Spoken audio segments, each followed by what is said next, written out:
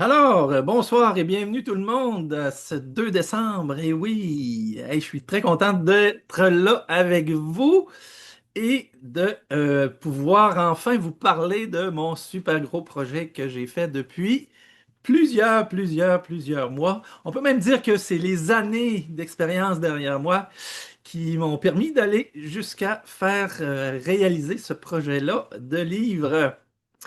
Alors, bienvenue à tout le monde. Je vois qu'il y a des gens d'un petit peu partout, des gens que je connais, des gens que je reconnais, des habitués qui me suivent. Alors, merci à tout le monde d'être là. Bonjour Judith. Alors, je suis curieux de voir peut-être dans le chat que vous me mentionniez, vous êtes de quel coin, de quelle région? Pendant que vous commencez à peut-être aller dans le chat pour m'écrire ça, je veux d'abord me pardonner, vous demandez de me pardonner d'avance parce que j'ai une grippe qui est apparue hier soir, j'ai pas dormi de la nuit. Puis là, ben, j'ai de l'air de réussir à pouvoir contenir ma toux, mais je suis pas mal certain que maintenant, je vais avoir des petites séquences de toux. Fait que je vais essayer de vous épargner avec mon micro le plus possible en le fermant au besoin. Je vais aussi vous mentionner tout de suite que c'est enregistré et que vous aurez accès à la rediffusion. Probablement qu'elle sera sur ma chaîne YouTube, mais pas en direct. Actuellement, on est uniquement entre nous ici sur Zoom. On aura une période de questions à la fin. Donc, vous pourrez aborder quelques questions concernant le contenu du livre, etc. Et puis, ben, je suis très content d'avoir pu inviter mon ami, collègue de travail depuis 7 ans. Et je pense que ça va être vraiment la bonne personne pour échanger avec moi sur les sujets que j'aborde dans le livre, où je vais un petit peu plus loin. C'est sûr que j'aborde certains éléments qui touchent pas le survivalisme en tant que tel. Oui, peut-être un petit peu, mais toujours tourné sur l'habitation. Et pourquoi mon invité est le mieux placé? Parce que la maison écologique est vraiment structurante autour de beaucoup d'éléments de résilience. Donc, la résilience fait partie de la maison écologique et c'est comme ça même que tout le certificat a été monté. Alors, je tiens à dire bonsoir à tout le monde. Il y en a peut-être quelques-uns qui ne connaissent pas mon invité que je vais vous présenter, puis il y en a peut-être quelques-uns qui me connaissent moins parce que vous êtes peut-être de Solutions RA et peut-être dans une autre faculté de Solutions RA. Bref, je suis avec Solutions RA depuis 2018, 2016 comme conférencier, mais 2018 comme partenaire. Et puis j'ai l'honneur de vous présenter celui qui a fondé Solutions RA, le cofondateur. Alors voici, je vous présente tout le monde le connaît, je pense, Monsieur Francis Gendron. Bonjour, bonsoir tout le monde. Bienvenue. Hey, je remarque que c'est ça, vu que je suis pas haute, je suis pas capable de te mettre de l'avant ou me mettre de l'avant. Fait que j'espère que les gens voient la bonne chose présentement. Sinon, on pourra se Ouais, mettre les deux de l'avant après. je suis en train de Euh, le mettre. Voilà, on et est je tous les pense deux. que tu t'es même pas nommé en plus. Donc, puis vu qu'il n'est pas écrit en dessous pour toi, je te nomme pour toi-même. Pour ceux qui le connaissaient pas, c'est Stéphane, qui effectivement on travaille ensemble depuis maintenant un bon moment. Et puis c'est vraiment lui qui a repris le flambeau. Là. Tu sais, c'est moi qui avais effectivement cofondé Solutionnera et le certificat en design de bâtiments écologiques. Et quand j'ai commencé à mettre plus d'attention sur les autres facultés de Solutionnera, c'est vraiment Stéphane qui a repris le flambeau de cette section-là.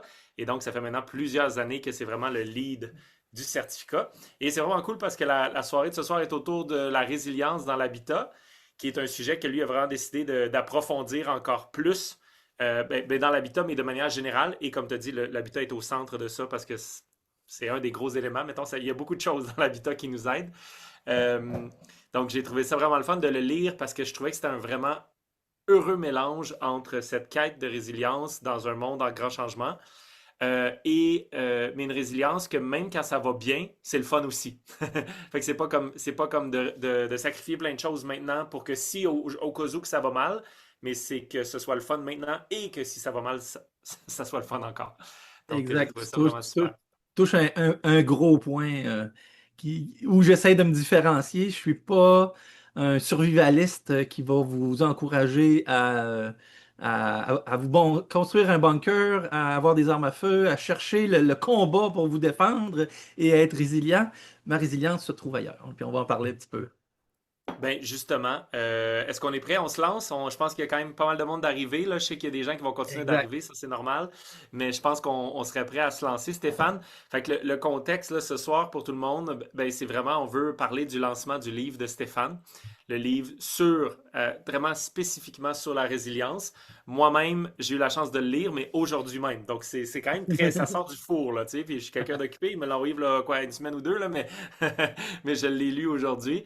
Et c'est vraiment très, très intéressant. Puis justement, j'aimerais qu'on commence par parler de cet aspect-là qu'on vient de nommer là, légèrement, Stéphane, autour de, effectivement, quand on parle de résilience, puis tu sais, moi, je viens d'un background où est-ce que, tu sais, j'ai étudié avec les Earthship à la Earthship Academy, puis là-bas, tu sais, Michael Reynolds, l'inventeur des Earthships, c'est comme le pilier de la résilience dans l'habitation du monde, là. Et donc, lui, les gens les plus hardcore, ils venaient le voir, justement, puis ils voulaient des bunkers avec des guns en arrière, puis toutes ces choses-là. Puis peux-tu nous parler plus de ton approche à toi, puis comment tu vois ça de manière comme générale, la résilience, le rôle de l'habitat dans tout ça? Juste pour nous faire une petite introduction. Ouais, ben en fait, je contraste donc un peu avec le survivalisme parce que mon approche, c'est d'abord la prévoyance. Mhm, Ce qui m'a mené à essayer de trouver un terme, un mot qui illustre bien l'habitat que je cherche à créer en étant résilient. Puis moi, celui qui résonne le plus pour moi, c'est le mot sanctuaire. Parce que c'est un lieu qui donne tout de suite une image que c'est un lieu en retrait ou un lieu de sécurité, un lieu où on est bien, où c'est possible d'être paisible. Puis ça n'empêche pas d'avoir aussi une vision d'efficacité, hein. Donc là, je mélange tout ça, ça devient un sanctuaire efficace ou un sanctuaire de synergie, où les objectifs principaux de ce sanctuaire-là, c'est donc de réduire les coûts d'utilisation au quotidien, hein. Il y en a une partie, ça aussi, qu'on aborde dans le certificat, hein, quand on parle d'éco-abordabilité. mhm, Le certificat, pour ceux qui ne connaissent pas, c'est la formation longue sur l'habitation écologique là, de Solutions ERA. Mais aussi, donc, dans un sanctuaire, c'est d'essayer d'améliorer notre confort, améliorer notre efficacité dans la gestion de notre énergie, de nos aliments, des éléments de résilience, hein, qui sont super importants, puis qui sont vus dans un angle d'amélioration de notre qualité de vie, donc maintenant. Hein? C'est mhm, pas pour plus tard, comparativement à quelqu'un qui se crée un bunker. La plupart du temps, il ne va pas vivre dedans. C'est au cas où que ça va hyper, super mal, puis que tu risques d'avoir tout fait ça pour rien ou de dépenser de l'argent des choses que tu n'utilises pas. mhm, Hein? Alors que si c'est ton sanctuaire, c'est ta maison, bien, tu en profites dans la vie de tous les jours. Tu peux en continuer à l'améliorer. Tu le fais pas nécessairement dans un geste ultra rapide où tu essaies de tout résoudre en un mois. Hein, c'est une démarche qui se fait sur longtemps. Puis, dans le livre, j'ai essayé de créer des outils pour aider à identifier justement c'est quoi les besoins, les étapes, les, nos manques qui va contribuer à déterminer les priorités qu'on devra mettre en place. Puis je terminerai en disant que ben, la sérénité qu'on peut trouver dans un sanctuaire, c'est parce qu'on a moins d'inquiétude sur de l'inconnu, mhm, sans nécessairement penser aux pires tragédies, mais on est organisé, on sait à quoi s'attendre, on a pensé à trouver dans notre... Parce que c'est bon autant pour les logements que les maisons. Donc, on a pensé, si on arrive dans un logement, est où l'entrée d'eau principale pour être capable de la fermer s'il y a un dégât d'eau qui commence? Ben, c'est une résilience de base, puis ça vient dans l'ensemble de tout ce qu'on peut faire, augmenter notre sérénité, diminuer notre stress ou notre anxiété due à de l'imprévu, à qu'est-ce qui pourrait donc arriver, puis qu'est-ce que je vais faire si ça arrive. mhm. Donc, c'est sûr qu'il y a toujours ce côté-là d'essayer d'imaginer des éléments peut-être négatifs qui pourraient nous arriver. Mais vous allez voir qu'il y a tout un volet d'amélioration de notre qualité de vie aussi par la diminution des coûts ou la diminution de l'énergie qu'on peut consommer ou être résilient en termes d'énergie, par exemple. Puis ce que je chantais dans le livre, c'est que c'est pas tant une démarche, tu sais, par peur, mais plus justement que c'est sûr que dans un monde en grand changement, des choses qui peuvent se passer, il y en a plein. Et donc, dans cette logique-là, toi, tu te dis, ben regarde, on peut faire des certaines actions clés, qui améliore ma qualité de vie tout de suite. S'il arrive de quoi qui fait juste c'est inconfortable pendant quelques jours, tu sais, ça l'arrive aussi des fois, on manque d'électricité pendant quelques jours ou des trucs qui sont pas majeurs, mais que c'est pas mal plus le fun quand tu as un foyer au bois, puis une petite batterie, puis tes lumières fonctionnent, puis tu sais, tu as une coupe d'affaires qui fonctionne. Ça fait toute la différence.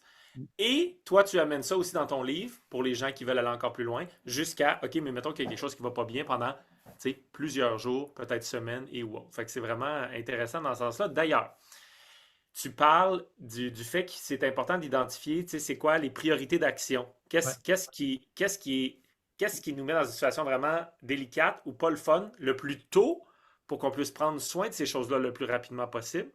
Donc, c'est quoi, selon toi, les priorités d'action? Comment tu exprimes ça? Ben, j'utilise, par exemple, la règle des trois, hein, le fameux chiffre magique. Peut-être pas tout le monde le connaît, mais c'est le chiffre magique de la survie. C'est peut-être dramatique encore d'utiliser le terme survie, mais veut pas, ça sert tout le temps à déterminer nos priorités, puis on peut faire le parallèle quand même avec notre habitation. Par exemple, le premier chiffre magique, 3, c'est 3 minutes sans air. Hein, parce que c'est le premier élément qui nous permet de vivre. Hein. C'est l'air, c'est pas la nourriture ni l'eau. C'est l'air, hein, c'est de pouvoir respirer. Donc, c'est le délai le plus court, c'est la priorité la plus importante, disons dans les pires circonstances, parce que c'est pas ce qui arrive le plus souvent dans notre qualité de vie de tous les jours. Mais ça peut quand même influencer la qualité de l'air qu'on va avoir dans la maison. Avoir un foyer, par exemple, qui va avoir une prise d'air extérieure plutôt que de prendre l'air à l'intérieur. Puis, si on a, par exemple, une maison trop étanche, ben, quand on ouvre la porte, ben, ça fait une puff de fumée à l'intérieur. Donc, c'est un outil qu'on peut utiliser, ces règles de trois-là, pour prioriser justement ces démarches-là à faire dans notre maison. Deuxième Parce que, exemple, parce que sinon, vous allez atchoumer. oui, exact. L'autre, c'est 3 heures. Donc, 3 heures, c'est de la chaleur. Donc, là, ça devient tout de suite un élément super important pour le Québec d'être résilient en termes de chaleur. Parce qu'on a un hiver, puis parce que en ville, si tu es en logement, puis tu es complètement dépendant de l'électricité pour te chauffer, ben, tu as évidemment un risque là qui est carrément directement relié à ton habitation. Puis qu'est-ce qu'on pourrait bien y faire à notre habitation en fonction de ces 3 heures-là? Hein, juste penser à une maison qui est isolée au code ordinaire. C'est à peu près ça, là, en 3 heures, plus de chauffage, la température commence à descendre déjà, là. Puis surtout Donc, qu'il y a tellement de maisons qui sont pas pantoute au code parce qu'ils ont été construits. Tu sais, je veux dire, ouais, ma soeur, elle vient d'acheter une maison, elle a été construite il y a 100 ans en Colombie-Britannique. Il n'y a juste pas d'isolation dedans, là. Tu sais, c'est extrêmement minime. Fait que dans ce temps-là, si le chauffage arrête, c'est pas long, qui fait la même température en dedans que dehors. ouais, ça redescend vite. Bon, c'est sûr que c'est un chiffre, le 3 heures pour l'hypothermie ou Ouais. pour les coups de chaleur aussi, hein, c'est bon pour le désert aussi. Mais ça fait partie des ordres de priorité qui nous aident à évaluer c'est quoi les priorités pour notre habitation aussi. En termes d'eau, hein, on arrive aux 3 jours. 3 jours sans eau, c'est pour le corps, mais c'est donc très important d'avoir cette résilience-là dans notre habitation, dans notre chez-soi, que ce soit un logement ou une maison. Puis ensuite vient la nourriture. Tu sais, même si souvent c'est notre premier réflexe, hein, si on voit qu'il y a peut-être une crise ou un risque de pénurie de quelque chose, ben on s'en va vite acheter quelque chose. Mais on est dans le quatrième, là, dans l'ordre des priorités. Donc, si on n'a pas les premières priorités, les réserves d'alimentation viennent quand même plus loin. Ouais, c'est pas mal ça. Super. Excellent. Là, je prépare les gens pour le livre, là. J'espère qu'ils sont prêts. Il y a quand même pas mal de stock dans ce livre-là, OK? C'est- c'est étoffé. Il y a du Ouais. stock, il y a des liens, il y a vraiment beaucoup de choses. Mais tu as quand même pris plusieurs précautions pour que les gens puissent y aller une étape à la fois. Donc, séparer en 5 grands domaines les éléments de la résilience. Puis tu as même créé un petit personnage, Victor, que je pourrais présenter pendant que tu parles un petit peu. Oui, oui, oui, Mais oui. comment tu as fait justement pour prendre autant d'informations? Parce que vraiment, là, c'est sérieux, là. Il y a vraiment beaucoup de stock. Vous allez voir, je vais partager un peu l'écran. Mais c'est assez impressionnant la quantité de stock. Mais comment tu as fait pour justement utiliser Victor puis utiliser des manières pédagogiques pour que on se retrouve, là, tu sais, que ce soit bien classé l'information, où est-ce qu'on la veut, etc. Ben, dans le début, j'explique les 5 domaines de résilience. Donc, moi, j'ai regroupé dans la résilience vitale tout ce qui est autant les éléments de survie que les éléments de danger de l'environnement, hein, les risques de tempête ou d'incendie. Hein. Si tu as une maison dans le bois, ben, le risque d'incendie fait partie de ta liste de tes risques à toi. Hein. Donc ça fait partie de de la résilience vitale. On a la résilience énergétique. Ah là, c'est beaucoup pour la chaleur, mais c'est aussi les ressources d'énergie qu'on a besoin de gérer. Donc, avoir un backup, hein, comme on pourrait dire, d'électricité, ou encore, il y en a qui sont plus génératrices. J'explique d'ailleurs dans dans ce livre-là pourquoi moi je suis moins génératrice et plus panneaux solaires et batterie. Hein. Je peux juste vous en glisser un petit mot, c'est que tout simplement, quand on est avec une génératrice, on a de l'essence à gérer en plus. Donc, non seulement on doit gérer notre essence, mais on doit gérer le fait d'en avoir, hein, de toujours en avoir. Donc, c'est une source d'énergie de plus. On doit faire démarrer la génératrice régulièrement pour être sûr qu'il n'y ait pas de problème. Il faut peut-être avoir certaines connaissances si on veut vraiment être résilient là, sur comment on l'entretient, comment on pourrait la réparer, cette génératrice-là. Ben, pour l'électricité, par exemple, c'est beaucoup plus simple. Hein, on branche nos appareils sur une batterie ou sur un système qui est relié à des panneaux. Puis, on peut complètement contrebalancer Hydro-Québec en cas de panne, au moins pour les éléments les plus importants là, que j'aborde. Vous voyez dans les exemples qu'il y a beaucoup d'illustrations, que les 5 grands domaines de résilience ont chacun un petit logo. Celui-là, c'est la résilience nourricière, qui est le troisième. Donc, nourricière, là, on parle autant de l'eau que de l'alimentation. Donc, c'est dans ce volet-là que je vais beaucoup parler de tout ce qui est de la culture aussi. Hein, la permaculture, avoir un potager, une serre, des serres tunnels. J'ai abordé vraiment beaucoup de sujets qui tournent autour de ça. La résilience technologique, hein, la technologie, c'est pas juste un téléphone intelligent. Hein. La technologie, c'est les connaissances, c'est tout ce qui est mécanique, c'est toute l'évolution de notre façon de faire qui a été aidée par des systèmes pour aller plus vite, plus rapidement, euh, plus longtemps, plus fort, plus haut, plus loin. Tout ce qui n'est pas juste l'humain tout seul, ben, c'en est ça de la technologie. Et puis, évidemment, la résilience économique qui est super importante pour aussi s'assurer d'être capable de transiger s'il y a des pannes longues, s'il y a une panne du réseau de paiement direct et puis des banques, ben, je pense qu'il faut se garder encore un peu d'argent comptant, là, ne serait-ce que pour pouvoir se virer de bord pendant quelques jours ou peut-être quelques semaines pour ceux qui veulent être le plus prudents, si on veut. Donc, c'est ça. Moi, j'aborde les 5 grandes résiliences comme ça. Ça m'a permis de chacun les développer, puis de créer des liens entre eux aussi. Parce que très souvent, les meilleures solutions sont celles où on va avoir une synergie entre les différentes résiliences. Quand on va avoir une solution qui amène une résilience vitale et énergétique ou vitale et nourricière, bien, on est gagnant. On est mieux de privilégier les solutions qui nous amènent plus de Plus d'éléments de en même temps. résultats, oui, c'est ça, Mhm. plus de résultats dans plus de types de résilience, puis on gagne en efficacité, on accélère notre mise en état, notre résilience hein, en général face à tout ça. Puis finalement, ben, Victor, je me suis juste amusé parce qu'avec l'intelligence artificielle, c'est maintenant facile de se créer un personnage, puis de l'intégrer, puis de l'utiliser, puis de lui faire faire toutes sortes de choses. Donc, j'ai pas fait une bande dessinée pour autant, mais je l'ai intégré surtout dans la partie plus loin dans le livre où on parle des savoir-faire. Donc, identifier c'est quoi qu'on ne sait pas faire, qu'on devrait savoir faire hein, pour nous aider à être plus résilients dans les domaines où on est le moins prêt, si on veut. Fait que ça permet d'adoucir un petit peu le sujet, puis de rendre aussi le livre un petit peu plus familial, je pense. Ça rend ça peut-être moins dramatique, hein, d'avoir un petit personnage Hmm. qui aborde ces sujets-là. Donc, je trouvais ça intéressant.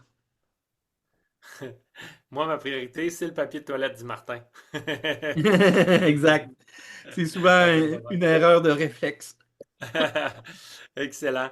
Ben justement, un des éléments clés, tu as dit le cinquième, c'est économique, résilience économique. Ouais. Puis, le, tu sais, parmi toutes les choses qui pourraient se passer, celle qui est sûre ou presque, c'est l'inflation.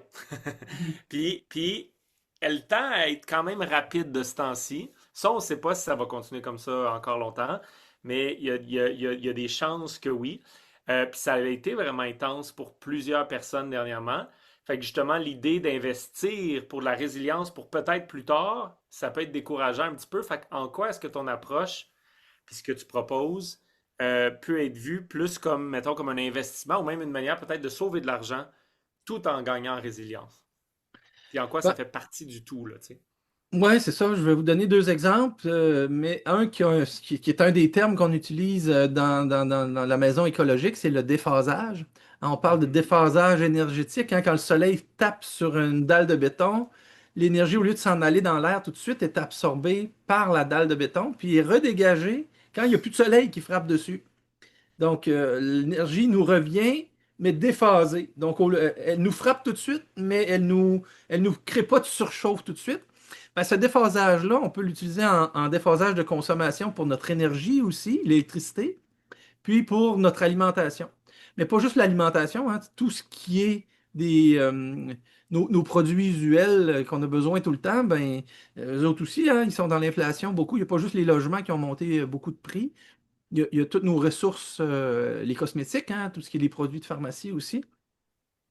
Donc, c'est vraiment significatif avec la hausse de l'inflation actuelle de consommer d'avance, de profiter des périodes d'abondance. Comme là, l'automne, c'était le bon moment d'acheter des gros sacs de carottes, puis de betteraves, puis de patates à 3, 4 piastres, 5 piastres, le gros sac de 10, 15 livres au Super C pour pas leur faire de publicité. Euh, Puis d'en faire des réserves, hein, puis d'avoir une chambre froide. Donc là, ça fait partie de l'aménagement de notre maison pour pouvoir faire profiter de ce déphasage-là. Donc c'est un terme que j'utilise, si on veut, universellement pour rentabiliser notre investissement, nos aménagements dans une maison, ou pour essayer d'aller chercher plus de- c'est pas tout le temps le terme rentabilité, hein, parce que si on met des batteries, c'est ça qui coûte cher, hein, dans un système de résilience électrique. C'est les batteries, c'est pas autant les panneaux solaires, oui, un peu, mais c'est beaucoup les batteries. Et donc, on n'est pas encore au point où d'avoir des batteries et des panneaux solaires, c'est plus rentable que d'utiliser l'hydroélectricité, mais c'est assurément une résilience. Puis on n'est pas obligé d'avoir des batteries puis des panneaux pour pouvoir alimenter toute la maison. Hein, ça aussi, ça fait partie des priorités qu'il faut déterminer, qu'il y a des outils dans le livre. Par exemple, c'est quoi qu'on a besoin le plus quand il y a une panne de courant? C'est des communications. Hein, il faut savoir que, par exemple, si vous êtes relié à la fibre optique, ben, la fibre optique, elle fonctionne pareil quand il y a une panne de courant. Ce qui ne fonctionne pas, c'est votre routeur chez vous. Donc, il s'agit d'avoir une batterie pour votre décodeur, votre routeur. Puis même s'il y a une panne de courant, ça continue. Moi, ça m'est arrivé souvent en diffusion en direct que je vois que les lumières s'éteignent un petit peu plus loin. Mais vu que j'ai des batteries sur tous mes systèmes, l'Internet continue. Fait que j'ai un moyen de communication grâce à mes batteries. On pourrait mettre une batterie seulement, par exemple, pour la pompe, si on n'est pas relié à l'aqueduc de la ville, mais qu'on est autonome en eau. Ben, si on a une batterie qui est capable d'alimenter une pompe, nos communications, puis notre réfrigération, on est capable de faire plusieurs jours, là. On est capable de faire un petit bout, là. C'est pas si grave de se laver des barbouillettes pendant un petit bout de temps si on n'a pas le gros chauffe-eau 40 gallons sur le 240 volts, là, tu sais. Ça prend beaucoup, beaucoup d'énergie en batterie, du chauffage, de l'eau ou de l'air. Fait que c'est pour ça que ces moyens-là, c'est souvent autre chose qu'on va utiliser. Donc, on peut déphaser en achetant en période de rabais ou juste le fait d'acheter maintenant, d'acheter un peu plus en quantité. On a automatiquement un déphasage économique, surtout de ce temps-ci. Moi encore, toutes les fois que je vais à l'épicerie, je constate qu'il y a plein de choses qui ont augmenté. Euh, Ça augmente encore. D'après moi, on en a encore pour un petit bout de temps. On est loin d'être rendu à une époque où il n'y aura plus d'inflation, ou en tout cas, ça va ralentir beaucoup, beaucoup plus, là. Donc, le déphasage d'énergie, on peut le faire aussi si on est à l'étape de concevoir sa maison, parce que là, on peut utiliser les principes du cours de solution ERA là, sur la conception de maison solaire passive. Hein, ce que j'enseigne pas dans mon livre.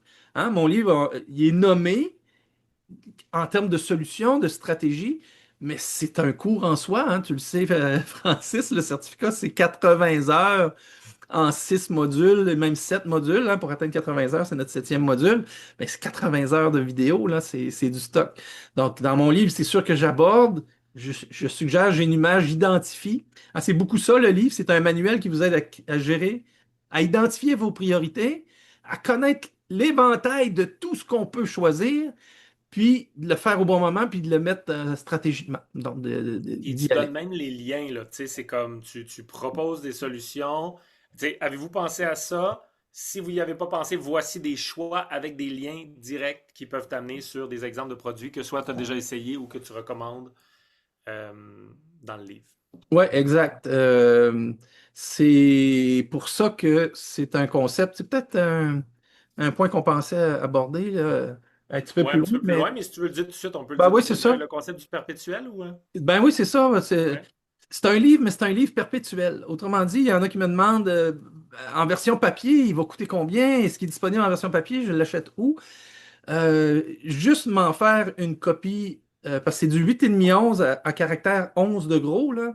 Donc, il y a vraiment beaucoup de contenu et de pages. Ça m'a coûté 30 $ le faire imprimer en version noir et blanc. J'ai juste la couleur sur ma page couverture. Ça a coûté 30 $ le faire boudiner. Fait que c'est pas une reliure très dispendieuse. Donc, j'ai opté pour faire un livre où c'est le contenu qui est important, puis que le contenu peut être mis à jour. Si c'est une version PDF avec des liens cliquables, euh, si vous l'imprimez, ça reste un outil super intéressant, super utile, hein. C'est très résilient d'avoir un élément papier, mais ça prend les deux. Donc, si vous voulez vous en faire une copie, ça va vous revenir quand même moins cher que si moi je le faisais imprimer en couleur. Ça serait un livre à 60-70 $ certainement. J'ai fait des comparatifs, j'ai fait une petite étude. Puis on me suggère de le vendre entre 40 et 55 dollars tel quel. Alors, c'est pour ça que vous avez encore un deal exceptionnel jusqu'à ce soir minuit, où il est à 25 dollars. Après ça, il va être à 37 dès demain. Fait que quelqu'un qui se le fait imprimer, il va tomber dans ça à peu près 60 quelques dollars. Comme vous pourriez faire imprimer juste les éléments que vous trouvez les plus importants pour votre projet à vous. Là. Ça se fait aussi de trier les choses. Donc, il y a tellement de liens partout et il y a des éléments technologiques qui changent avec le temps.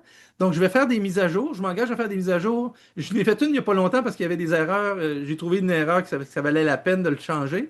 Donc, ceux qui l'avaient, ça l'était procuré il y a un mois et demi, j'ai déjà une mise à jour qui a été faite. Donc, quelqu'un qui se procure le livre, il s'abonne automatiquement à ma page Internet. Et puis, je vous envoie un courriel dès qu'il y aura une mise à jour. Puis, vous allez pouvoir aller télécharger la nouvelle version. Puis Puis, tu si vas te vous dire voulez où la l'imprimer. mise à jour pour pas qu'il y ait besoin de tout réimprimer. Il réimprime juste la partie qui est nouvelle. Oui, oui, parce qu'il va y avoir des ajouts. Si c'est des ajouts au travers du texte, je vais pouvoir identifier c'est à telle page, à telle page, à telle page où sont les mises à jour. Fait que quelqu'un pourra aller juste changer ces pages-là si quelqu'un l'imprime puis veut vraiment le changer. Donc, ça vaut la peine de se faire un boudinage qu'on peut enlever puis remettre là, si vous voulez aller rechanger quelques pages.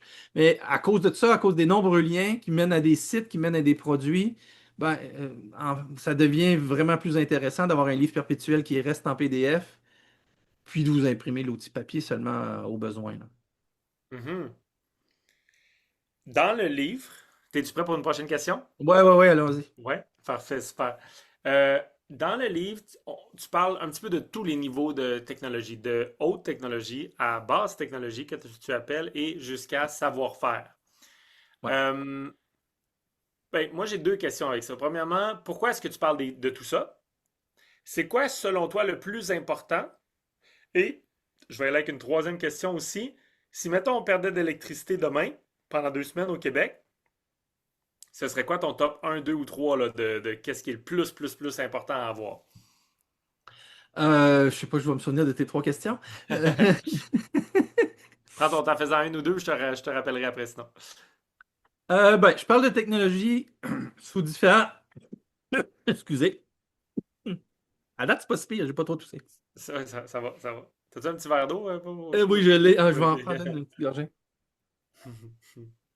Aïe, aïe, J'ai mal pour toi, moi. aïe. Ça tombe la pire des journées de Ouais. grippe. Aïe, aïe, aïe. Donc, la technologie, comme je disais tout à l'heure, c'est les éléments qui nous permettent d'aller plus vite, hein. C'est des moyens d'aller plus vite. Donc, c'est super important d'en avoir un bon volet. La technologie, c'est aussi des outils, par exemple, qui peuvent nous servir à gérer autant la qualité de l'eau. Hein. Il y a toutes sortes de technologies différentes qui peuvent nous permettre de filtrer l'eau, de la désinfecter si on n'a pas un gros filtre, mais qu'on veut quand même pouvoir faire de l'eau potable. Hein, il y a des pastilles, il y a des produits en gouttes aussi, dioxyde de chlore, par exemple. Tu mets juste quelques gouttes, puis ça désinfecte. Donc, il y a des technologies de ce genre-là. Euh, Tu parlais du risque, des priorités. Ben, s'il y a une panne d'électricité au Québec, je pense que ça dépend comment votre maison est faite. Hein. Oui, c'est ça. Ouais. Moi, c'était beaucoup plus simple d'avoir plusieurs batteries que d'avoir un endroit où je les concentre, parce que je suis dans une toute petite maison et c'était donc plus simple de choisir ce genre de technologie-là. Mais c'est donc, je pense, vraiment une des technologies les plus simples, les plus sûres, autant pour les gens en logement, en condo, en ville, que les gens en nature, c'est d'avoir au moins une batterie d'à peu près 1 000 Wh. Puis la plupart de ces batteries-là vont être capables d'alimenter une pompe avec un pic de démarrage là, qui peut aller jusqu'à 1500, 1600 watts. Ces batteries-là sont capables d'aller chercher, de libérer de l'énergie sur un pic, là. Et puis ça permet d'alimenter quand même le frigo sur au moins une journée. Puis si vous avez un panneau solaire là-dessus, ben là, vous pouvez remplir votre batterie. Bon, évidemment, ça nous prend du soleil, mais ces batteries-là se chargent aussi avec une prise de courant. Donc, ça fait un outil très résilient qui alimente nos éléments les plus importants en termes d'énergie. Peux-tu me rappeler, tu avais sûrement Ben, un autre. fait que je voulais des exemples, c'est haute technologie, basse technologie, puis tu as parlé aussi de savoir-faire. Il y a comme une Ah section oui, de c'est ça. savoir-faire, de réflexion à avoir, là. Ouais, ben la base technologie, c'est tous les éléments qui sont le plus passif possible. Plus c'est de l'électronique, plus c'est avancé, plus il y a un risque. Hein. Moins vous allez être capable de le réparer vous-même. Ça, Denis? c'est un peu contradictoire de vous parler de batterie tout en un avec cet argument-là, mais il reste que sont super fiables ces batteries-là. Moi, en tout cas, j'ai jamais eu de problème avec ça. Puis ils sont quand même réparables, mais pas personnellement. Là, vous allez avoir de la difficulté à réparer ça vous-même. Donc, le low-tech, c'est de trouver des éléments le plus simples possible qui sont réparables par vous-même, puis qui peuvent être complémentés par vos savoir-faire. Donc, plus vous savez réparer les choix que vous allez faire en équipement, plus vous allez être résilient. Donc, les savoir-faire deviennent très importants. Les savoir-faire, c'est vraiment le compagnon de la technologie. C'est la technologie mise en œuvre par vous-même avec les moyens les plus simples possibles. Donc, Mhm. ça vous donne un max de résilience. Puis, il y a vraiment tout un volet là-dessus pour identifier quels sont les savoir-faire les plus importants que je n'ai pas et que je devrais avoir pour augmenter, donc comme ça, dans l'ensemble des choses possibles de la résilience. Puis on peut cibler encore dans les 5 différents domaines de résilience, là, que ce soit en termes de la résilience nourricière, hein, savoir cultiver ou savoir se faire une serre ou savoir faire un poulailler, puis qu'est-ce que ça implique d'avoir des poules. Mhm. Donc, tout ça, ça tourne autour encore de notre habitation. Hein. Stéphane, il y a quelques personnes qui ont demandé où est-ce qu'ils pouvaient acheter ton livre. Peut-être tu pourrais donner le lien tout de suite pendant que je te prépare la prochaine question. Puis aussi, Ouais. si tu veux me mettre hôte ou co-hôte, ça me permettrait de t'aider avec quelques petits trucs techniques Ah quand oui, que ça OK. marche pas. Je te laisse faire ça pendant que je te compte la prochaine question, si ça te va. Y avait-il autre chose que tu voulais dire, par exemple, par rapport à la technologie, low-tech, high-tech, les exemples que tu donnes et tout ça, ou quelques exemples que tu donnes? Tiens, je viens de te mettre co-hôte. Non, je pense que c'est pas mal ça qui me vient. De toute façon, il y aura une période de questions tantôt s'il y a des gens qui Ouais. veulent revenir sur ça. Euh, ouais, je pense qu'on va y aller avec tes autres questions si tu en as d'autres, là. Parfait. Jusqu'à là, tu as parlé de batterie. Ouais. Mais il y a vraiment beaucoup plus que ça dans le livre en termes de liens puis tout ça, là. Donc, comment ça Ouais. marche pour les liens dans le sens où qu'est-ce qui fait, tu sais, là, je suis en train de regarder, tu parles de coffre-fort ou la possibilité d'avoir juste un petit truc pour garder de l'argent dans un endroit qui est en sécurité. Après ça, il y a des choses par rapport au chauffage, il y a des choses par rapport à... Il y a tellement de choses. Fait que ces liens-là, ils viennent de quoi? De ton expérience, les recherches, tu sais, comment... qu'est-ce que c'est exactement, puis pourquoi Ouais. pourquoi t'as mis un emphase là-dessus? Moi, je suis vraiment content parce que, au lieu de chercher pendant des jours et des heures et des... Ouais, c'est ça. Des fois, c'est beau avoir un sujet, mais quand tu as le lien de la personne qui l'a expérimenté, la grande majorité des liens, c'est des produits que j'ai ou que je connais. Ouais, Euh, Dans le fond, mon livre, c'est pas juste mon expérience d'enseignant avec Solution ERA ou au collège. J'ai des charges de cours avec des designers, mais avec un volet écologique, là. Donc, depuis la COVID, je me suis installé à la campagne et j'ai pu commencer à explorer, à expérimenter un peu tout ça, un peu toutes ces technologies-là, un peu tous les sujets dans lesquels les lesquels tu parles. sujets que j'aborde dans les livres. Mhm. J'ai fait des conserves, une machine à extracter l'air là, à mettre sous vide. Ça, j'aime bien. J'ai un déshydrateur, c'est super. Là, je suis rendu au projet de me faire un déshydrateur solaire pour l'été. J'ai une serre, j'ai des poules, j'ai une mini-maison qui me sert de petit abri, mais qui est passif, donc qui gagne l'énergie solaire, qui a de la masse thermique, qui a une toilette sèche. Fait que, les sujets que j'aborde, c'est des sujets que je connais. Il y a quelques exceptions, mais la grande majorité, j'ai pas eu à faire beaucoup de recherches pour compléter le livre. Ça a été de faire de la mise en forme, puis de trouver un angle, puis la logique hein, pour tout classer ces sujets-là de la bonne façon. Les liens sont tous testés, si on veut.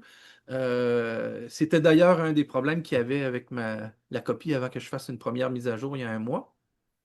OK. Mais là, ça, c'est réglé. Tous les liens qui sont dedans sont bons. Mais c'est sûr que les compagnies changent leur site, ils changent leur page d'Internet. Fait qu'éventuellement, il y aura des liens qui ne marcheront peut-être plus. Donc, ça va faire partie des mises à jour. Mais c'est Mhm. ça, il y a des liens qui vous mènent à des vidéos bonus, à des documents à télécharger de plus que je n'ai pas inclus dans le livre, mais qui sont des documents que je fournis, que je vous offre. Il y a une section d'annexes à la fin. Excusez. J'ai décidé de faire un annexe pour que vous ayez moins de petits documents à part. Donc, à l'annexe de la fin, il y a 5 ou 6 sujets dans l'annexe qui vous permet d'éviter de vous procurer une autre petite brochure que j'ai disponible sur mon site, par exemple. Et puis, une formation bonus qui vient avec aussi, c'est que vous avez une vidéo de 50 minutes qui explique la création de son plan d'urgence. Hein, parce que, oui, faut limiter le plus possible le côté anxiogène. Puis, de ça, il y a évidemment toute la préparation que le gouvernement du Canada recommande, qui n'est pas beaucoup. Hein. Le gouvernement du Canada nous dit d'avoir des provisions puis de l'eau pour 3 jours. Alors qu'en Europe, on nous parle de 3 mois ou de 6 mois. C'est sûr que les autres sont beaucoup plus proches d'une crise actuelle, là, sont beaucoup plus proches de l'Ukraine, là, disons. Mais il y en a qui ont remis à jour leur plan d'urgence à 6 mois de réserve alimentaire, et c'est beaucoup. Ici, c'est peut-être pas nécessaire, mais bref, pour revenir aux liens, ça fait partie des liens que vous avez donc vers une formation de plus. Si vous voulez vous faire un plan d'urgence pour identifier vos menaces environnementales, par exemple, vous l'avez, là. Vous pouvez aller jusque-là avec ce livre-là. Super. Justement, dans tous ces liens-là, là, t'en as nommé quelques-uns, puis je sais pas, je te pose la question au cas où qu'il y en avait d'autres que tu voulais nommer. Y a-tu qu'on pourrait appeler, mettons, des produits pépites, là, des trucs que tu dis, ça, c'est des game changers, puis ils ressortent, là, une marque ou un truc qui, pour toi, ça fait toute la différence. T'as nommé la batterie tantôt, y a-tu autre Ouais, chose mais je peux qui... même revenir sur la batterie parce que ce qui est un élément super intéressant avec la batterie, c'est que c'est pas juste s'il y a une petite panne, mais ça peut être un super bon moyen de maximiser votre tarif flex avec Hydro-Québec. Ça vient de commencer hier, et puis j'ai déjà reçu un courriel aujourd'hui que demain matin, de 6 heures à 10 heures, on va être en période de pointe. La première de l'année, même si on n'est pas dans les -20, on va avoir un -12, -13. Fait que ça devient intéressant, surtout que cette année, Hydro-Québec a plus de minimum.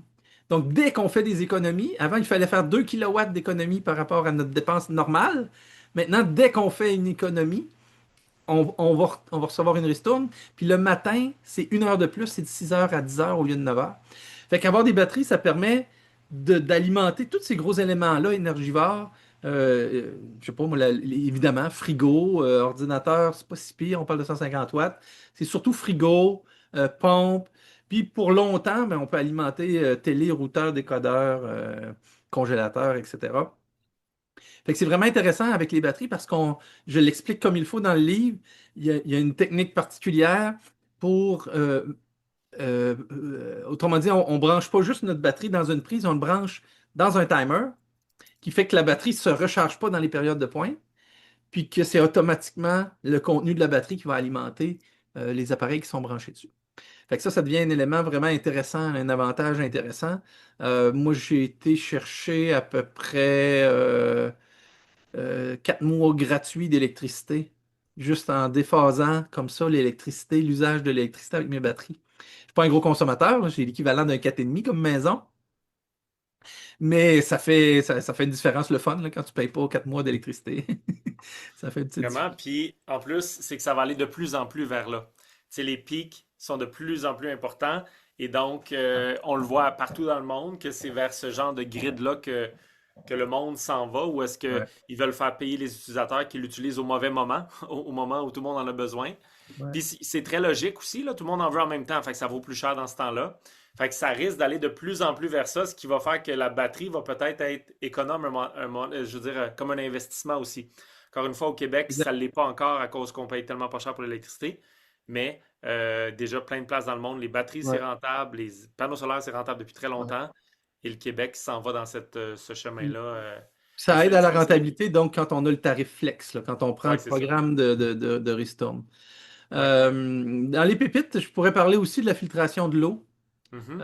On a évidemment un- on sait, en tout cas si vous ne le savez pas, vous allez le savoir, l'eau des municipalités n'est pas nécessairement de très bonne qualité. C'est de l'eau qui est potable, mais ça ne vous garantit pas qu'il n'y a pas de contaminants ou de métaux lourds. Tu sais, ça ne dépassera pas les grands maximums, mais ce n'est pas un signe de hyper grande qualité d'eau. Hein, la plupart du temps, il y a du chlore ou il y en a qui ont du fluor. Donc, la filtration de l'eau devient un outil qui peut être utile tous les jours pour améliorer la qualité de votre eau et votre santé. Mais c'est aussi un élément intéressant pour la résilience. Donc, si l'aqueduc cesse, si vous avez un problème de pompe, quand vous êtes autonome en eau, ben, le plus simple, le meilleur pour moi, c'est les filtres à gravité. On connaît depuis longtemps Berkey, qui ont eu certaines difficultés de réputation dernièrement avec certaines qualités de filtres qui vantaient comme étant les meilleurs au monde. Mais il reste que ce type de filtre-là à gravité, c'est du low-tech, hein, on en parlait tantôt. Donc, ça ne demande pas d'électricité, ça fonctionne par gravité, ça va quand même assez vite. Puis si on utilise des filtres à céramique, ben là, on filtre même toutes les coques, les bactéries, les virus, qui permettent donc de s'assurer d'une eau plus saine, si on est à l'aqueduc et on veut juste que ce soit plus sain, ou s'il y a vraiment une perte de qualité due à une période où on vous demande, par exemple, de faire bouillir l'eau.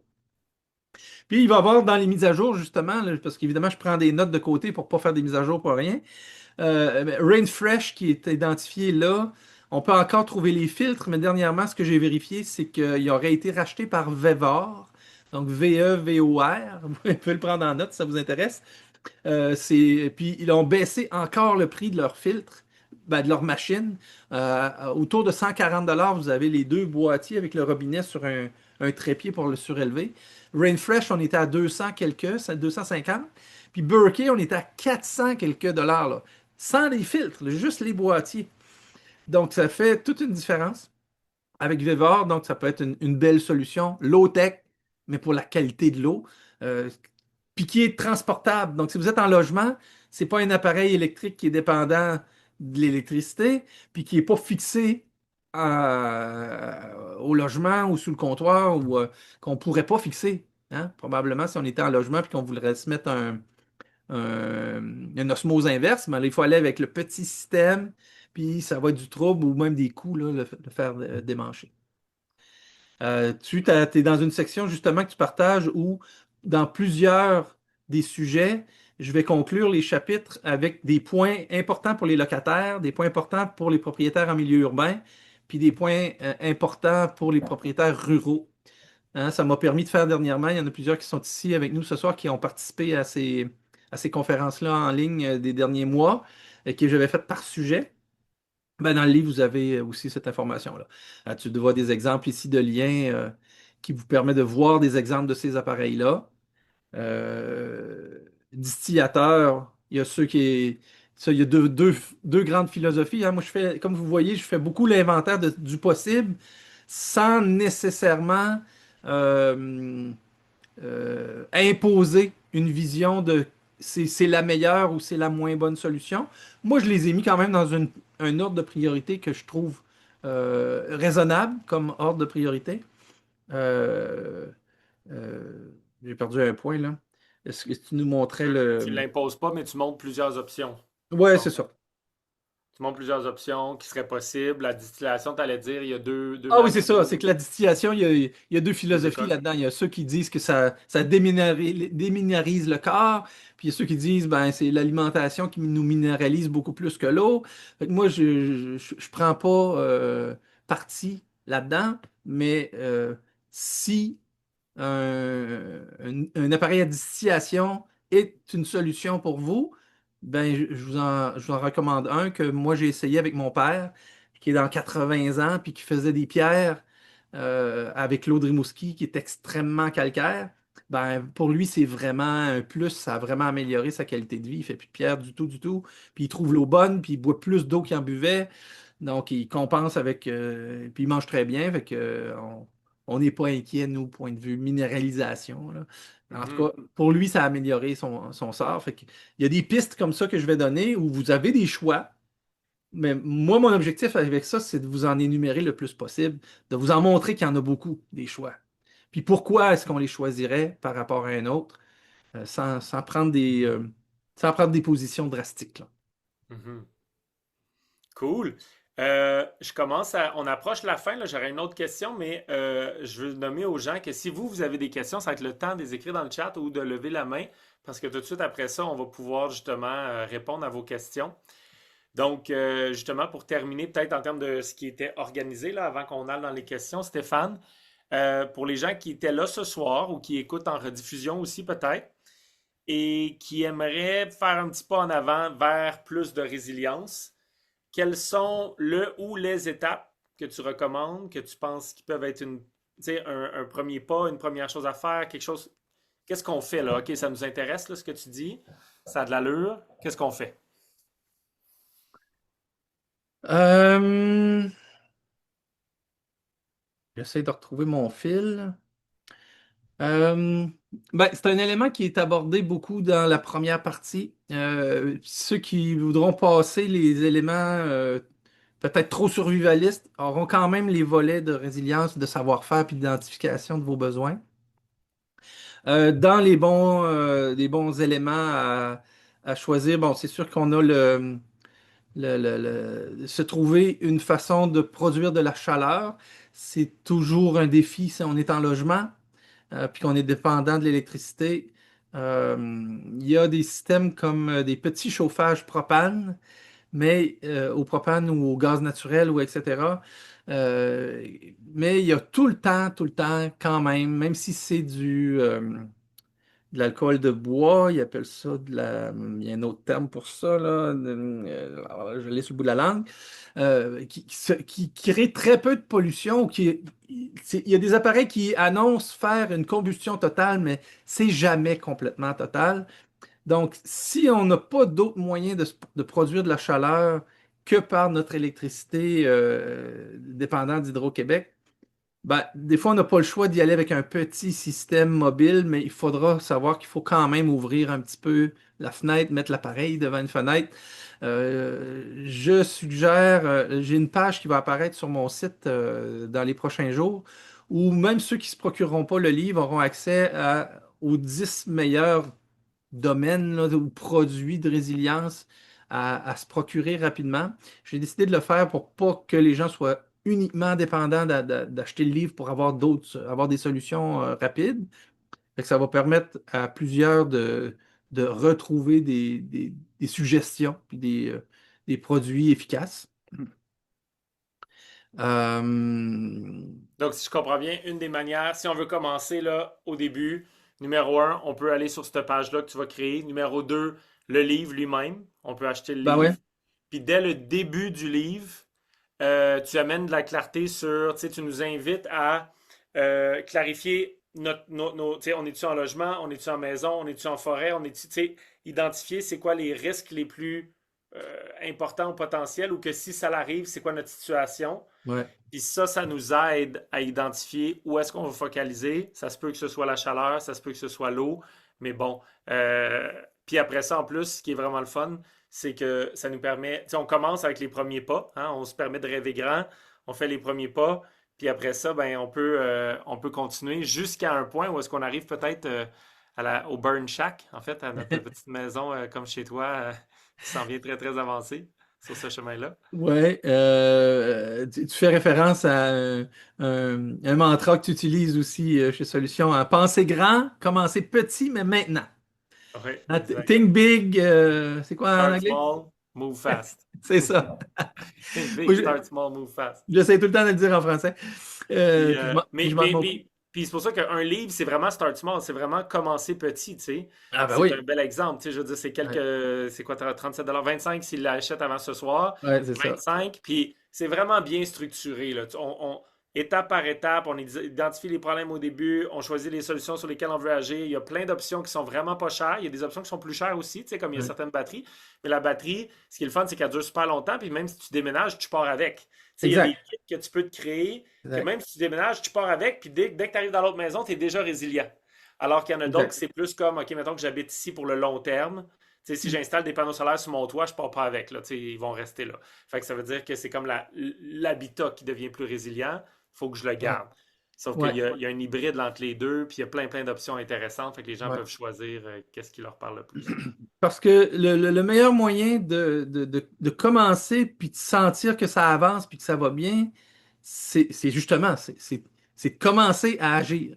Plus tu prends les premiers pas maintenant, plus tu t'es à l'aise, tu vois que ça fonctionne, ça a un effet positif sur, oui, ton bien-être, mais aussi il y a tout un volet économique où si tu penses, parce que j'essaie tout le temps, en tout cas le plus souvent possible dans le livre, de ramener à l'habitat, à la maison, à comment on aménage une chambre froide, un garde-manger, un air de sécurité si jamais il n'y a plus de chaleur, on manque d'énergie, puis qu'il faut concentrer dans une pièce de secours, si on veut, donc un milieu de repli.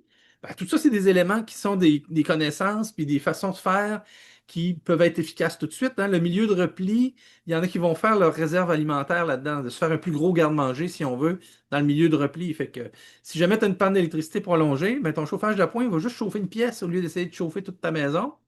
Et Mhm. donc, ça fait partie de la réflexion et d'essayer de regarder tous les différents volets où la maison peut être améliorée, point de vue résilience. J'essaie toujours de faire le lien avec la base de mes connaissances en design, en architecture avec la maison. Donc, c'est pour ça que je parle beaucoup de l'aménagement du terrain, de ce qui touche l'eau, de ce qui va toucher, donc oui, l'énergie, mais l'aménagement en tant que tel des lieux, les différents gadgets de sécurité pour l'eau, pour l'électricité.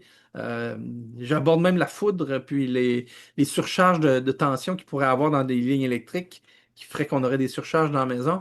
Tu sais, ça couvre large. Puis je me suis rendu compte aussi que malgré que le livre soit très dense, c'est impossible d'aborder aussi tous les sujets ou que chacun des sujets soit appris de façon très détaillée dans ce livre-là. Donc, c'est pas un livre où les 300 sujets qui sont abordés, vous allez les maîtriser, mais vous allez en savoir assez pour en faire le choix et commencer à agir dans ce sens-là. Mhm. Puis avec des pistes de réflexion s'ils veulent aller plus loin ou avancer plus loin et tout ça. Fait C'est que ça. c'est vraiment pour tous les niveaux, en fait, justement. Quand tu commences, ça donne une direction. Sinon, c'est très large. Puis après ça, si tu veux à pousser un sujet vraiment plus loin, c'est possible également. Mais je t'avoue que quand je le lisais, je me disais, tu sais, pour vrai, au final, c'est sûr, à part si tu es un ultimate là, tu sais, prepper, là, que tu veux vraiment pouvoir survivre à n'importe quoi qui se passe, les bases sont là pour que tu sais, 95% des Mhm. cas, c'est relativement sais, il y a des choses, quand tu as des systèmes qui font que tu continues à avoir de l'eau, que tu as des bonnes réserves alimentaires ou que tu es capable d'en produire une partie, puis que tu as de quoi pour chauffer la maison, la garder chaude pendant un bout, tu as, beaucoup de choses de faites, là, tu sais. C'est ça, il peut Mhm. arriver des choses par-dessus ça, mais ça te donne une base très, très solide.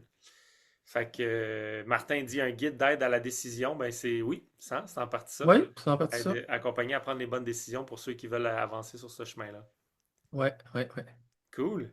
Super. Est-ce qu'il y a des questions de la part des gens? Parce qu'on a fait le tour, ben, on a pas mal respecté le temps. En plus, je suis fier de nous, Stéphane. On s'était donné à peu près, on s'était donné 50 minutes pour avoir un 10-15 minutes de questions, mais ça fait Euh, 55, là, c'est bon. Fait que je sais pas si tu voulais peut-être montrer la page d'achat, peut-être en partage, peut-être en attendant les questions, oui, je ou je sais dois pas si avoir tu voulais ça. faire ça ou. Fait que s'il y en a qui veulent, si j'ai bien compris, Stéphane, c'est jusqu'à minuit ce soir pour l'avoir à 25, donc en ce Oui, genre de pré-vente, là. Et exact. puis lancement demain, à partir de ce moment-là, ça va être quoi? Ça va être 37 à partir de Oui, demain? après ça, ça va être rendu 37 $. Fait que c'est pas la fin du monde non plus, mais ceux qui Non, veulent parce que en profiter. j'ai pris le prix le plus bas que l'évaluation me donnait. Donc, Ouais. c'était même plus cher, c'était 39 à Ouais, parce que c'est 55. plus style c'est pas un petit livre de chevet Non, non, 50 non, pages non. écrit en gros, là. Je l'ai juste à côté. Ah oui, J'avais pour pas vrai, ok. Hey, t'es pensé. disparu dans l'image, c'est bizarre. Oui, oui, oui. Ouais. Tu sais, c'est assez épais, là. C'est 3/4 de Oui, pouce de oui, papier. c'est un manuel de formation, là. Tu sais, Recto, verso, 3/4 de pouce d'épais une fois imprimé. wow, c'est Fait sérieux. qu'il y a du stock. Il y a du stock. Puis c'est pas un livre que tu lis du début nécessairement à la fin. C'est un livre où tu vas trouver rapidement Ce que tu c'est as où t'es besoin, rendu, puis c'est ça. puis à quelle étape tu vas. Ouais. Je vais prendre le partage d'écran, je vais vous montrer. Un des éléments que je trouve qui éclaircit, euh, excusez, voilà. Donc, quand vous commandez le livre, vous allez créer un compte sur mon site parce que ça vous permet d'aller retélécharger les mises à jour, puis à garder le livre là tout le temps que vous avez votre mot de passe. Donc, quand vous êtes dans la section bibliothèque ou accès membre, ben, moi, c'est sûr que j'ai tous les produits là, ici, là. Mais ce que vous allez voir, c'est la tuile Rendre son habitat résilient, le livre perpétuel. Puis quand vous allez cliquer sur accéder, vous allez voir le téléchargement. Puis c'est là que vous allez voir le numéro de l'édition. C'est rendu à 1.3. Puis quand je vais vous envoyer un courriel pour vous dire qu'il y a une mise à jour, vous allez tout simplement retourner à cet endroit-là pour télécharger la nouvelle version qui va être la 1.4 normalement. Fait que ça, c'est pour cette partie-là. Et j'ai-tu le. Ouais, je dois avoir le lien d'achat ici. Vous allez arriver sur une page. Oups. Là, vous voyez tout ça, mais c'est pas grave, hein. Il n'y a pas de cachette là. Voilà. Donc, c'est ça la page. Vous avez une description du livre là, quand vous allez cliquer sur le lien. Vous voyez que c'est un 244 pages en 8,5 11. Puis, c'est tout simple que ça. Vous remplissez, puis vous faites votre mot de passe, puis vous y arrivez tout de suite. Vous allez avoir tout de suite accès à télécharger le livre. Super. Voilà. Merci beaucoup, Stéphane. Là, j'ai pas vu de main levée ni de questions. Il y a José qui dit bravo, Stéphane, pour ce qui va devenir une Bible de notre adaptation. Fait que je suis certain qu'il y en a plusieurs. Il y en a plusieurs qui ont dit aussi qu'ils avaient déjà été l'acheter là, pendant que tu parlais. Fait que ça, c'est vraiment le fun. Oui, Euh, merci beaucoup. J'offre encore une dernière chance si vous avez une question, soit de lever la main ou de l'écrire en dessous. Puis sinon, ben, on va avoir l'impression que c'était complet puis que les gens ils veulent aller répondre à leurs questions direct dans le livre. C'est parfait aussi. Vous sensez ce sujet pour nous? Yes. Ouais, merci Fait qu'il y a plusieurs Martin. merci. Ah, Martin a levé la main. Fait que Martin, si tu veux poser ta question. Ouais, tu peux y aller. Oh, allô, on se met pas dans le noir, je vais juste allumer un petit Ouais, chat. c'est correct. Salut. On se connaît, nous. Salut, messieurs. Salut. Salut Euh, Martin. salut. Stéphane, moi, j'expérimente depuis une semaine, en fait, la batterie EcoFlow Delta 2. Je Oui. l'ai acheté je recommandais le Delta 3 à 50% de rabais. Je n'ai pas été capable de retourner le truc. Mais as-tu expérimenté beaucoup avec cette batterie-là ou d'autres types de batteries? C'est quoi un peu ton expérience? Parce que moi, j'essaye ça. J'ai un panneau solaire que je vais installer 175 watts pour, tu sais, un peu OK. me familiariser. OK. Voilà. Ben, moi, j'ai une Delta 2 Max, donc c'est une 2000 Wh. Ça, c'est celle que j'ai proche de mon ordi parce qu'elle alimente tout l'ordi, l'éclairage, le congélateur puis la pompe. Puis je viens de recevoir aujourd'hui des compléments d'énergie de batterie pour ma Delta 3 qui est à côté de mon frigo, puis de mon lave-linge, puis de mon routeur. Fait que là, je suis rendu à 2000 watts aussi dans ce coin-là. Je viens de rajouter un 1000 watts. Puis j'en ai un autre qui est proche de mon système de son, décodeur, télé, que je viens de rajouter aussi à un 1000. Donc oui, j'aime beaucoup ça parce que moi, je suis rendu que je recommande le Delta 3 parce que le Delta 3 a un cycle de 1000. Dans le cycle, là, c'est 3000 cycles qui garantissent sur... la Les garantie, recharges, recharges. autrement dit, c'est 3000 cycles de charge-décharge. Ouais. Ils garantissent qu'il va conserver 80% de sa capacité de réserve d'énergie sur ces 3000 cycles-là. Mais la Delta 3, c'est 4000 cycles. Donc, tu viens de Mhm. gagner quelques années. C'est pour ça qu'elle est tout le temps un peu plus chère, la Delta 3, que la Delta 2. Ouais. Euh, mais les applications téléphone sont super pratiques, là. On fait tous nos changements de données, de façon de charger. La Delta 3 prend deux panneaux solaires de 500 watts aussi. Donc, ça recharge beaucoup plus vite que la Delta 2 qui n'en prend juste un. Le Donc, bruit, hein, je remarque que quand il y a beaucoup de choses pluguées dessus, la fan à vire, puis ça fait quand même pas mal de bruit. Fait que si c'est dans oui, l'espace habitable, comme j'ai oui, réalisé l'impact sonore de cette histoire-là. ouais, le Delta 2 est plus bruyant. Fait que moi, il y en a un que j'avais mis dans une chambre, puis là, c'est un Delta 3, puis lui, il fait vraiment pas de bruit. Il y a, une, il y a une- OK. il y a une bonne Pour moi, c'est un différence. gros avantage aussi de bruit, là. J'aime ça vivre dans un milieu qui est Ouais, comme ouais, il y a un très petit bruit de fan. Le Delta 2, il est tannant un petit peu pour ça. Mais je reste avec EcoFlow parce que là, ils ont sorti les Delta 3, puis c'est pour ça que je parle davantage de Mhm. celui-là. Mais si on grossit de format, comme moi j'ai une Delta 2, mais c'est une Max, puis elle n'est pas aussi bruyante que la Delta 2 ordinaire, qui est plus petite, qui est juste une 1000 watts, là. C'est vraiment celle-là la plus bruyante. Fait que quelqu'un qui veut juste une 1000 watts, là, il est mieux d'aller avec la Delta 3. Mais quelqu'un qui veut Mhm. plus gros, il n'y aura pas ce problème-là de bruit. J'aime vraiment ça, comme tu disais, Francis, tu sais, on est comme mobile avec ça. Il y a deux Mhm. poignées, tu déménages, tu vas en camping dans ton Mhm. shack à Ah oui? tu pars avec ton kit. Tu sais. Il y a Ouais. des Oui. panneaux solaires maintenant pliables que tu peux amener avec toi. Fait que je trouve que la technologie est vraiment le fun. Ça amène beaucoup de souplesse. Puis c'est vraiment un volet qui est intéressant. Vraiment, tu sais, si on fait un mix, tu sais, par exemple, maintenant, ben moi, j'y pense même pour mon bureau, parce que j'ai genre un bureau à l'extérieur de ma maison pour le travail. Fait que si tu as une batterie, un panneau solaire pliable, puis mettons Starlink pour Internet, ben ça veut dire que dans mon bureau, si mettons il manque d'électricité pendant que je fais un webinaire, ça continue comme Stéphane. Mais aussi, je m'en vais en camping, je peux, si mettons là, je m'en vais à une place qui n'a pas d'énergie, je peux avoir électricité puis Internet n'importe où. Tu sais, je peux être dans le fin fond du bois, quelque part, partie Exact. de la famille, mais j'ai un webinaire à faire à 8 heures le mardi soir. je, Ouais. je peux le faire pareil. Fait que c'est quand même, tu sais, j'aime ça l'idée que ça s'adapte à plein de choses de la vie pour pas que ce soit juste quand que ça va mal. Quand que ça va mal, C'est ça. là, tu es vraiment content de l'avoir, mais quand que ça va bien aussi, quand tu vis des expériences, ça va bien aussi. Fait que c'est vraiment le fun à ce niveau-là. Ouais, moi, je l'ai Ouais. utilisé avec des outils, avec une scie ronde, parce que ça tire du jus, ces outils électriques-là, mais pas obligé d'avoir une grosse rallonge puis de sortir le fil super long. Ça porte juste ta batterie puis tu te branches direct dessus. Mhm. Ouais, ça donne vraiment beaucoup de souplesse. C'est quand même assez léger, fait que tu peux le transporter. J'ai juste lu qu'il faut que ça soit à l'abri des intempéries là, pour la Ouais. batterie comme telle, là. Ouais, ouais. Mais quand même, là, c'est quand même un bel outil, là. C'est le désavantage. On peut les conserver à moins 10 degrés, là, mais pas plus froid.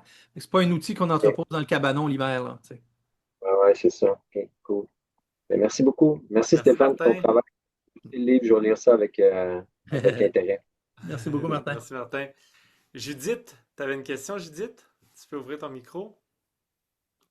J'ai vu dans les commentaires qu'il y avait quelqu'un qui se demandait s'il pouvait chauffer au bois des planchers à glycol, puis en même temps électricité, puis la réponse est oui, mais Oui, probablement vous pourriez élaborer plus là-dessus parce que moi, c'est comme ça que je suis, là.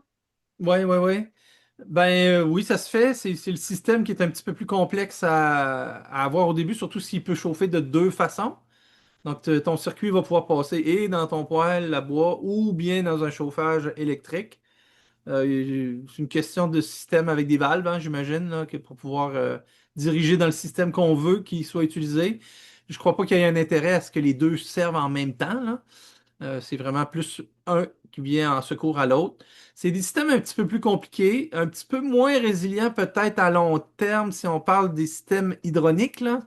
Un système en tuyau, pour moi, c'est un petit peu plus risqué, mais c'est quand même pas une grosse différence. C'est plus sur le très long terme qu'on ne sait pas encore vraiment comment ces conduits-là vont fonctionner.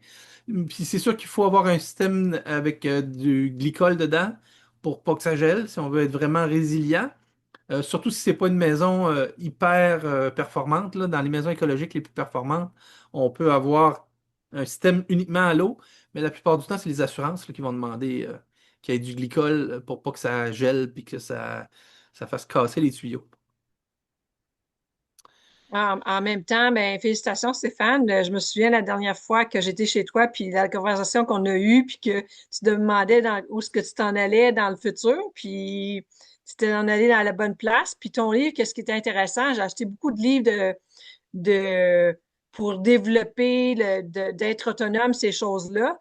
Puis c'est le fun d'avoir quelqu'un au Québec qui l'a fait. Ah ben parfait, ben merci beaucoup. Merci J'apprécie beaucoup. beaucoup. Merci. Je pense que j'ai trouvé un bon créneau qui complète super bien tout le volet de la maison écologique parce que ça se mélange vraiment très bien ensemble. Mhm.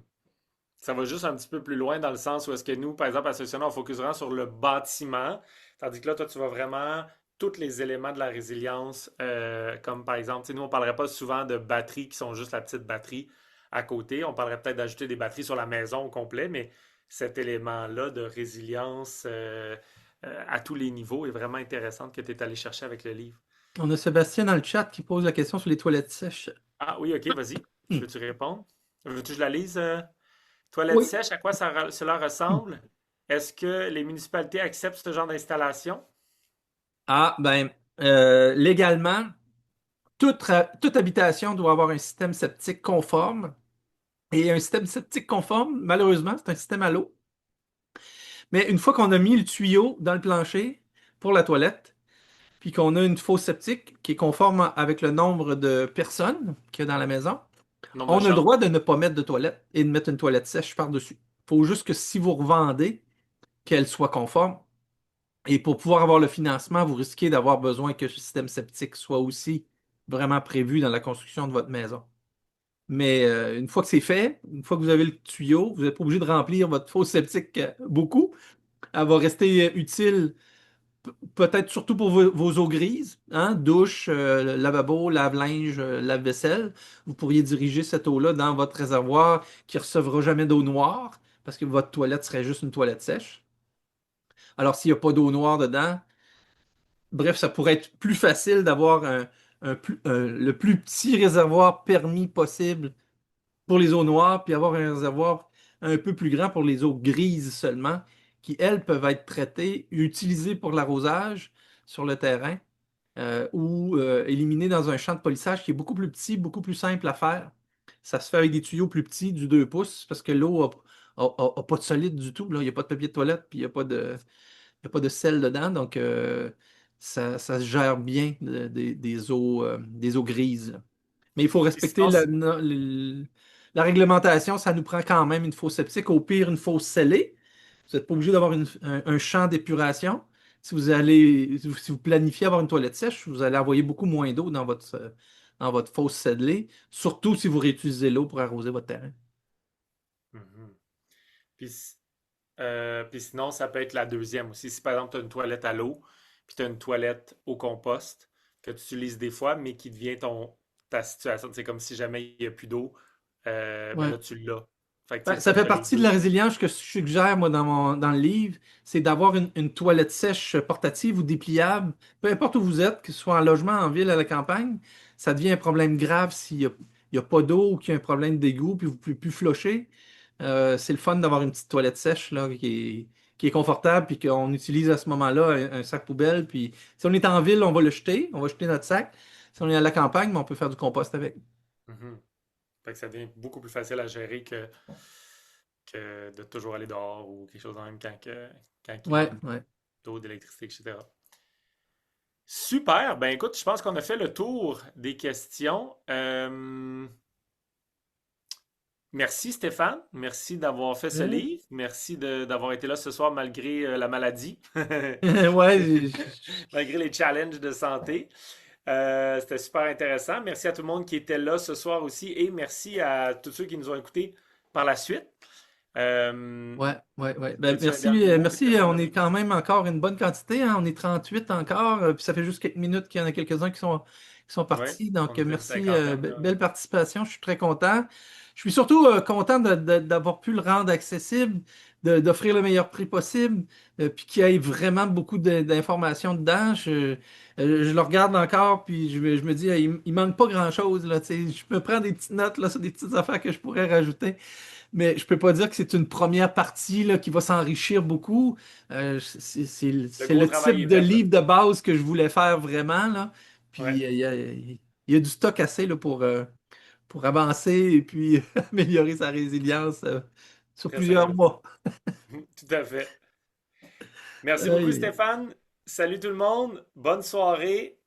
Dormez bien et au plaisir de vous revoir dans une maison encore plus résiliente. ouais. Hey, merci beaucoup, La prochaine. Francis.